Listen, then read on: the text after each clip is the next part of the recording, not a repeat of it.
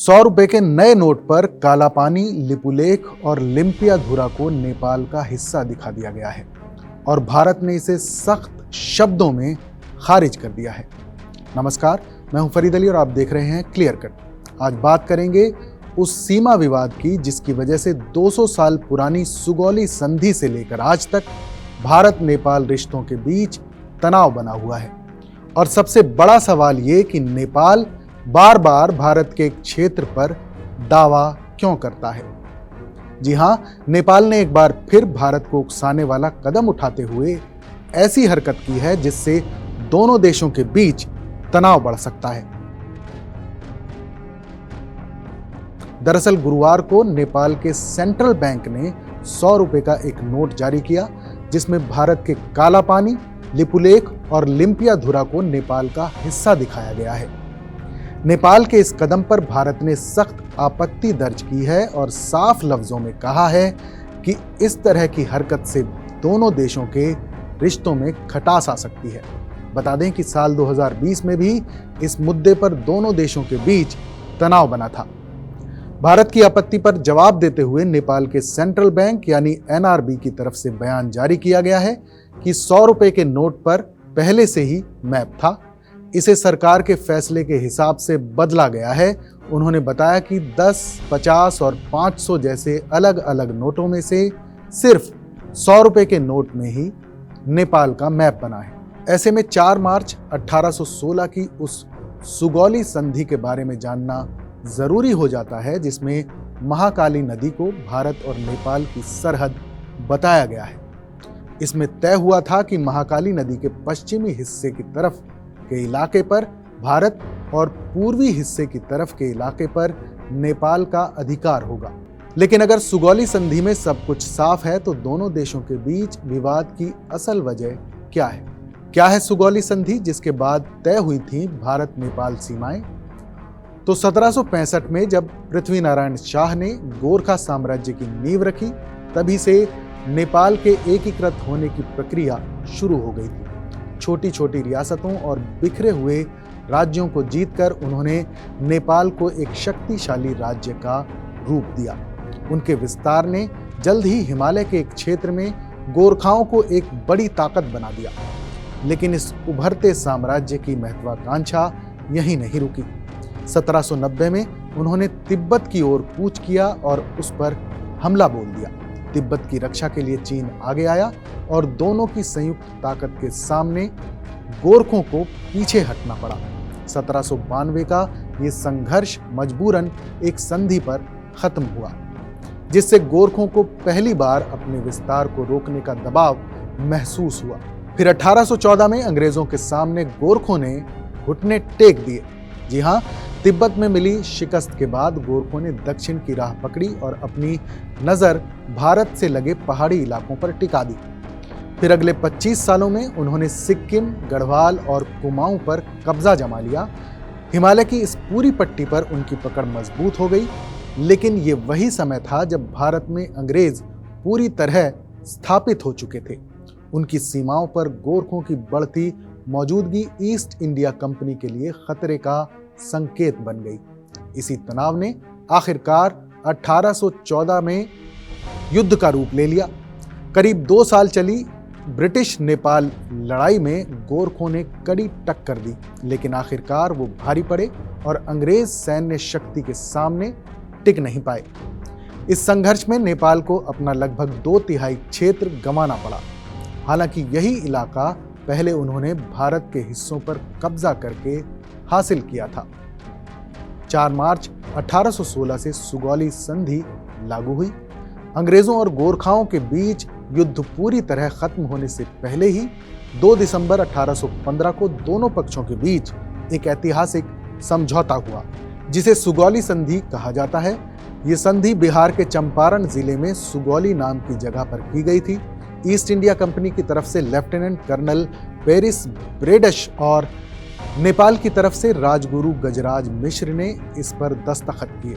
दिसंबर 1815 में हस्ताक्षर होने के बावजूद ये संधि औपचारिक रूप से 4 मार्च 1816 से लागू मानी गई। इस समझौते ने नेपाल की सीमाओं को हमेशा के लिए बदल दिया। सिक्किम, गढ़वाल और कुमाऊं पर उसे अपना दावा छोड़ना पड़ा।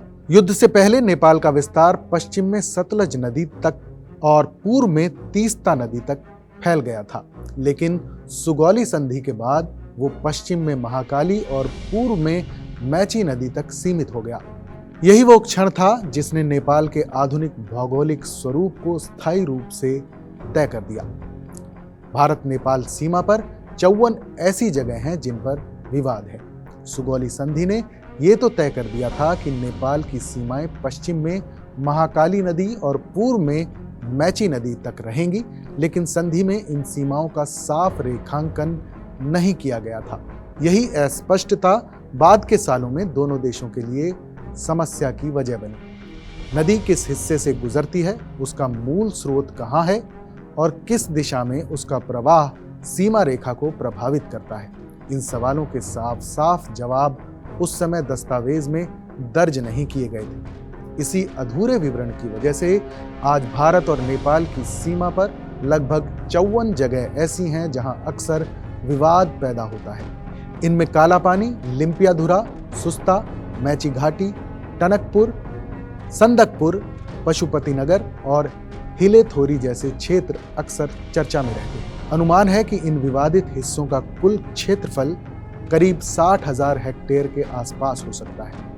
विवाद की जड़ यही है कि दोनों देशों ने संधि की व्याख्या अलग अलग तरीके से की है।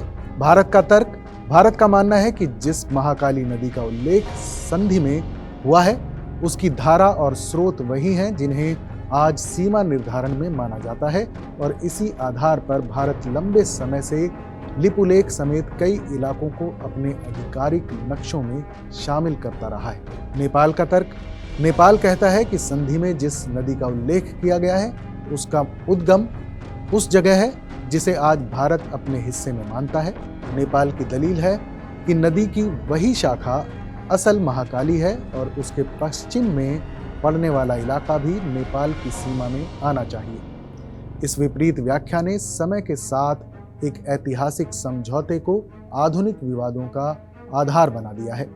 दोनों देश सीमा निर्धारण के लिए कई दौर की बातचीत कर चुके हैं, लेकिन ये मुद्दा अब भी पूरी तरह सुलझ नहीं पाया है। दोनों देशों के बीच सालों से है सीमा विवाद। भारत और नेपाल के बीच सालों से सीमा विवाद चल रहा है। साल 1962 में जब भारत और चीन के बीच जंग हुई तो नेपाल ने लिपुलेख पर अपना दावा करना शुरू कर दिया। कई सालों तक चले इस विवाद के बाद साल 1981 में दोनों देशों की सीमा का बंटवारा करने के लिए एक संयुक्त दल बनाया गया। इस कोशिश से लगभग 98% तक सीमा तय कर ली गई। इसके बाद साल 2000 में नेपाल के प्रधानमंत्री गिरिजा प्रसाद कोइराला ने भारत के प्रधानमंत्री अटल बिहारी वाजपेयी से सालों पुराने इस विवाद को बातचीत के जरिए सुलझाने का आग्रह किया था। हालांकि जब साल 2015 में भारत और चीन के बीच लिपुलेख के रास्ते एक व्यापार मार्ग बनाने का समझौता हुआ, तब नेपाल ने इस समझौते पर अपनी आपत्ति दर्ज करा दी। नेपाल ने कहा कि इस समझौते को करने से पहले भारत और चीन को उससे भी पूछना चाहिए था।